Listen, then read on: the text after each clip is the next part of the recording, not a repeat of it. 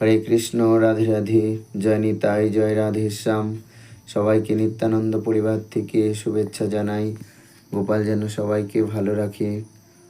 গোপসোনার পাশের বাড়িতে নিমন্ত্রণ ছিল রাকেশ ভাইদের বাড়িতে। এই যে এসছে গোপসোনা,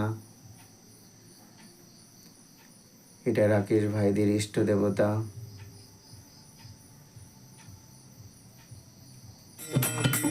কীর্তন হচ্ছে।